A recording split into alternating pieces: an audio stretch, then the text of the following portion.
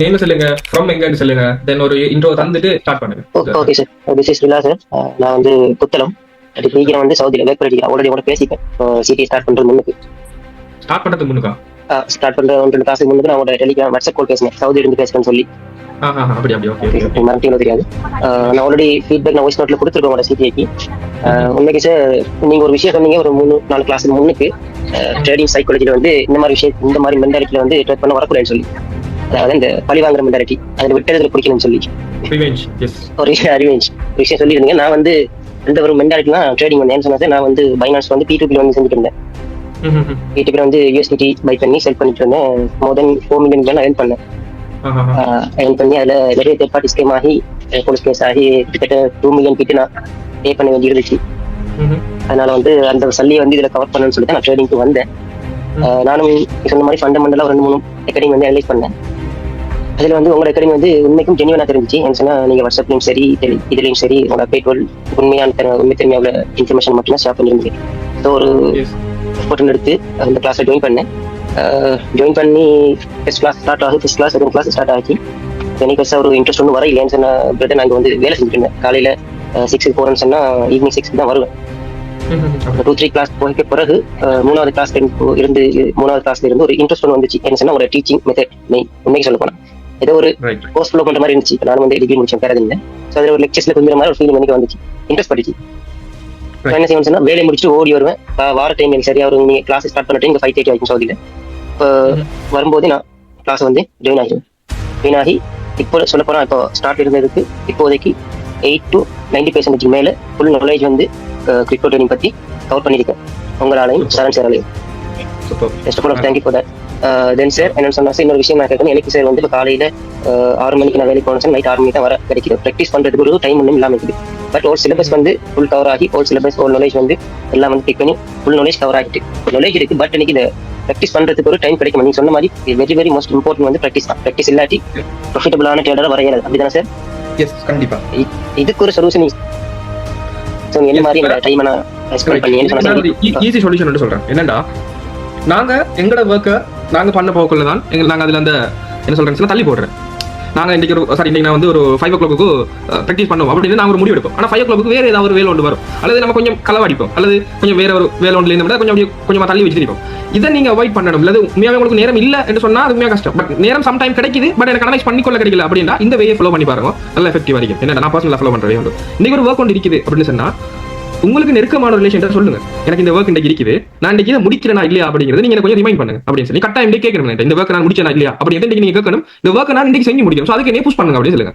அந்த டைம்ல உங்களை வந்து அதாவது உங்களுக்கு வெளியால இருந்தது உங்களை புஷ் பண்ணுவார். நீங்க இந்த ஒர்க் பண்ணீங்களா, அனலைஸ் பண்ணீங்களா, ப்ராக்டிஸ் பண்ணீங்களா அப்படின்னு நீங்க என்ன செய்வீங்கன்னா, ரைட் நம்ம செய்வோம் அப்படின்னு மாறி போவீங்க.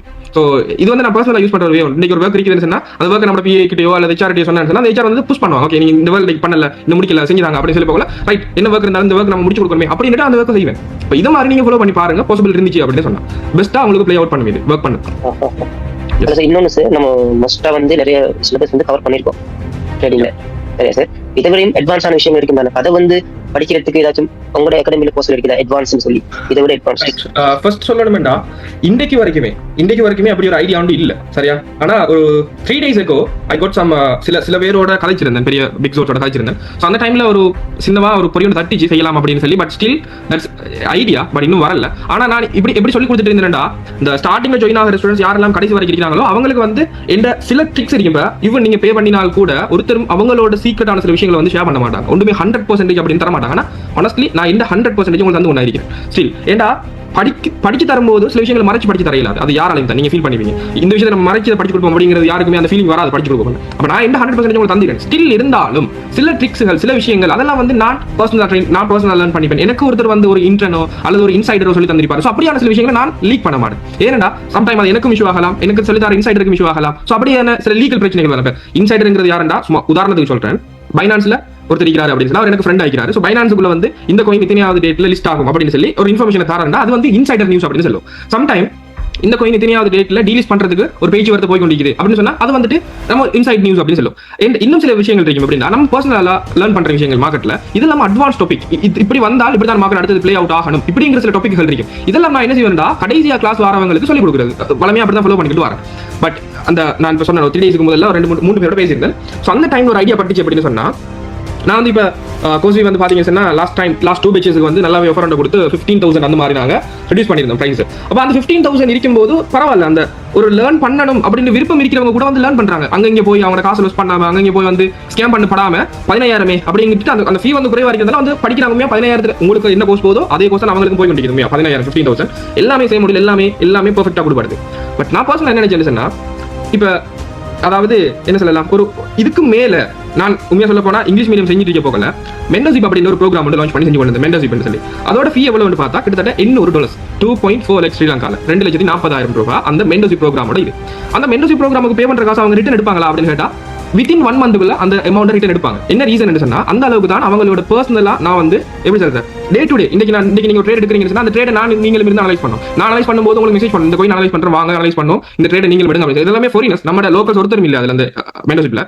அந்த ப்ரோக்ராம நம்ம ஏன் தமிழ் மீடியத்துல பிரைஸ் நல்லா குறைச்சு கொடுக்க கூடாது அப்படின்னு ஒரு ஐடியால இருக்கிறேன். பட் ஸ்டில் அது எனக்கு கன்ஃபார்ம் ஆகல. சரியா, அப்படி கன்ஃபார்ம் ஆகுமா? எஸ், அப்படி கன்ஃபார்ம் ஆகுமா இருந்துச்சுன்னு சொன்னா மென்டர்ஷிப் ப்ரோக்ராம் தமிழ்ல ஃபர்ஸ்ட் டைம் ஸ்ரீலங்கால லான்ச் பண்ற மாதிரி இருக்கும். வெரி ப்ரொஃபஷனல் லெவல்ல இருக்கும். எந்த ப்ரொஃபஷனலுக்கு மட்டும் தான் அது வரக்கூடிய மாதிரி இருக்கும். ஃபீ வந்து உண்மையாவே கூட தான் எடுப்பேன். எந்த நேரம்ங்கிறது இந்த கோர்ஸ்ல நான் போட்டதை விட அந்த மென்டர்ஷிப் ப்ரோக்ராம்ங்கிறது அதிகமாக போட வேண்டிய அதில் நிறைய விஷயங்கள் வரும். போர்ட்ஃபோலியோ ரிவ்யூ பண்றதுல இருந்து உங்க இன்வெஸ்ட்மெண்ட் ஸ்பிளிட் பண்றதுல இருந்து நீங்க எதுல இன்வெஸ்ட் பண்ணணும், எதுல பண்ண, லைக் நான் என்ன செய்யறேன் பர்சனலா அதெல்லாம் நீங்க செய்வீங்க. அந்த மாதிரி வரும் அது பேசுற மென்டர்ஷிப் பண்ண சொல்றது. ஸோ அப்படி கோர்ஸ் லான்ச் பண்ற ஐடியா இருக்குது. பாப்பம் எந்த அளவுக்கு அது பாசிபிள் ஆகுது அப்படின்னு சொல்லி. பாசிபிள் ஆகிச்சுன்னு சொன்னால் இந்த நேரங்கள் மற்ற விஷயங்கள் எல்லாத்தையும் கன்சிடர் பண்ணி தானே செய்யணும். ஸோ அப்படி ஓகே ஆச்சுன்னு சொன்னா கட்டாயமா ஒரு அட்வான்ஸ் லெவல் விஷயம் உண்டு, ப்ரோக்ராம் உண்டு, கட்டாயம் வரும். சார் நம்ம இந்த இடத்துல கட்டாயம் சேனல் சேரிங் பத்தி பேசி ஆகணும். அவரும் நேரம் எங்களோட ஒரு கிளாஸ் சொன்னா அதுல இருந்து ஒரு 60 எக்ஸ்ட்ரா எடுப்பாரு.